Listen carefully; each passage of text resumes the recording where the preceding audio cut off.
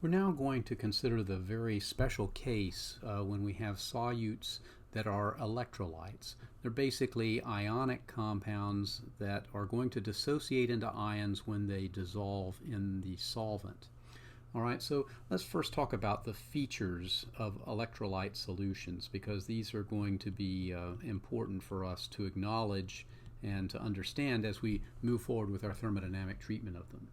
Okay, first of all, and this goes along with all the non-volatile solutes that we've been talking about, the solute has negligible vapor pressure.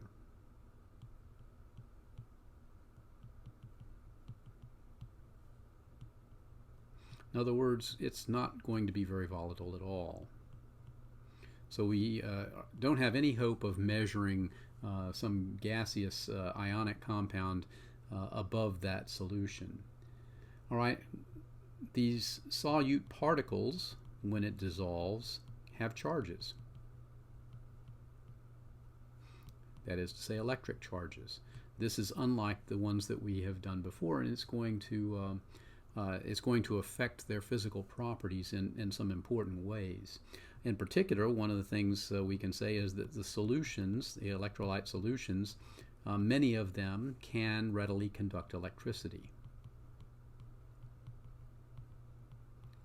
All right, so you may have seen a demonstration of a sodium chloride solution and two wires stuck into the solution with a light bulb on top, and you can actually run a current through the sodium chloride solution because the electrolytes in the solution are being able to carry the charge. Now, one of the ones that may be less obvious, or on reflection may be as obvious, is that there are very strong solute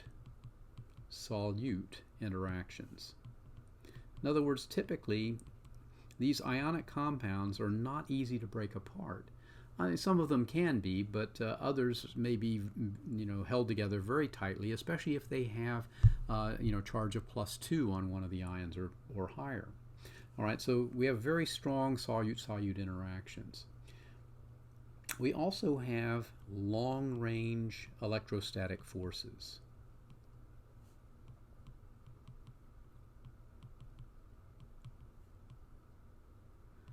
And it turns out that this, in fact, is in some ways one of the most important of these features. Now, what do I mean by long range? Right, when we talk about the interactions between a pair of neutral molecules in a solution, for example, it's not unusual for it to have a range for its potential interaction of 1 over r to the 6th.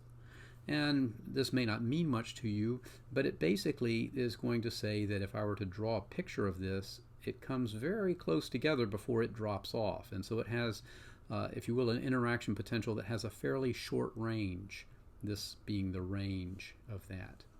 Now compare this with ionic ranges, and we're really comparing this with 1 over r. So by comparison, maybe that might be an interaction that looks more like this. Okay, where it's going out to much longer ranges, and therefore each solute particle is going to interact with a lot of other solute particles as well as a lot of solvent particles. So it basically means that these solutes in solution are having a wide-ranging effect. Now, how might this manifest itself? Well, one way we can do this is we can look at a graph of, if you will, the effective activity coefficient, rather, the log of sigma gamma 2, and we would ordinarily expect this, say, to be 1 at a concentration of 0. So this is the concentration in molality. Okay, so if the activity coefficient is 1, then that means the log of this is going to be at 0. And it turns out that when we have a non-electrolyte type solution, we end up with a behavior that, gradually increases as the molality increases, but it's a slow increase. What happens when we have an ionic solute? Well, in this case, for example, with a typically 1-to-1, that is to say, M plus A minus type ionic compound, we might see a curve that looks something like this.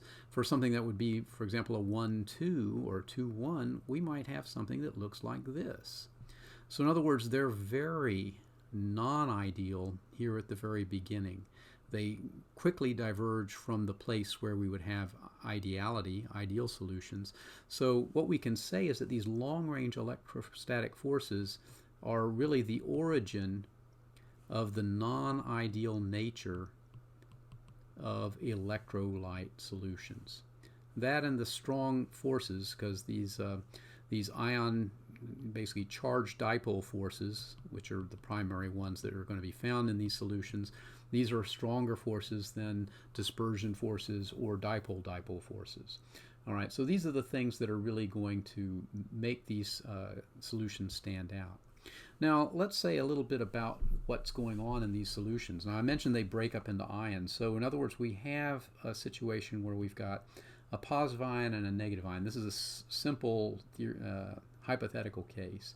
And these are going to break apart into two ions. And I'm going to use V plus and V minus to indicate the stoichiometric coefficients. And so the charge on this X ion, for example, might be V minus, and the charge on the Y ion will be V plus, because we have to have charge balance in these. So the two coefficients here, V plus and V minus, are guaranteeing charge balance in our electrolyte solution. So we can think of these as being stoichiometric coefficients. They are stoichiometric in the sense that they will always be the same for a given ionic substance, and they maintain this charge balance so that we never have charge buildup in the solution, which is important. All right, now how would we begin to treat the thermodynamics of this? Well, the chemical potential of the solute, we can still write a very general form that looks something like this.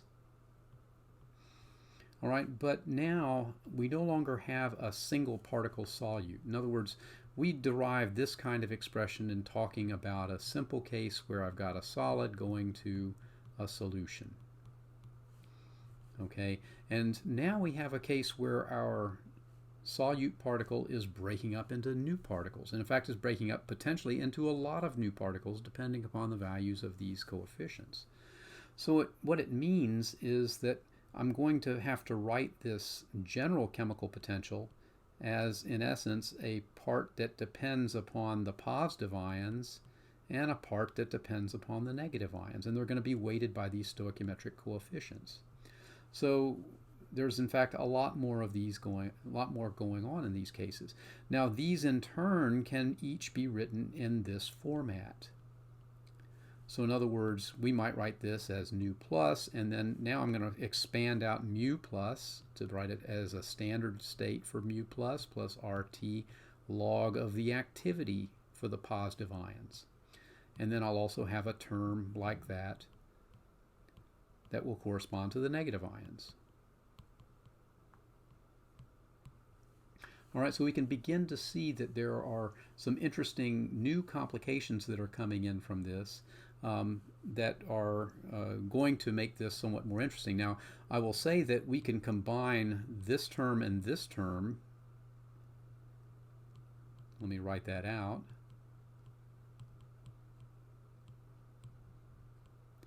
And these we can almost think as being something like a split version of our reference state or reference chemical potential. And then on the other side, we'll have nu plus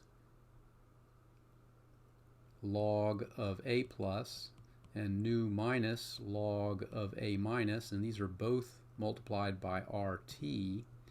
But I can combine these logs together, and I'm going to have to continue that on the next page. But in essence, if I have log A plus times nu plus V minus log of A minus, that's just equal to log of A plus raised to the V plus, and log of A minus raised to the V minus. So when I really put all these together, I'll end up with log of A plus, V plus, A minus, V minus. And this is, in essence, taking the same place in the chemical potential as the log of our chemical activity for the solute. Now, I'm not going to say very much more about this here, but I hope that you can recognize that one of the things that we're getting out of this is something that looks like a solubility product. Think about what we have here. We have an activity for the positive ion raised to a stoichiometric coefficient, activity of a negative ion raised to its stoichiometric coefficient. So those of you who remember these issues from general chemistry hopefully can recognize that where we're headed after a few more steps is to something that will look like a solubility product constant for solubility. All right, now I've gone through this and treated these as though these were something that one could really define and really measure, but one of the challenges, and I want to make sure that this registers here, is that A plus and A minus cannot be separately evaluated.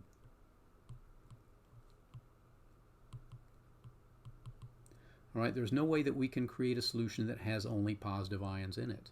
Similarly, we can't create a solution that has only negative ions in it. We have to have both of them there, and so we cannot separate the effects of one from the effects of the other.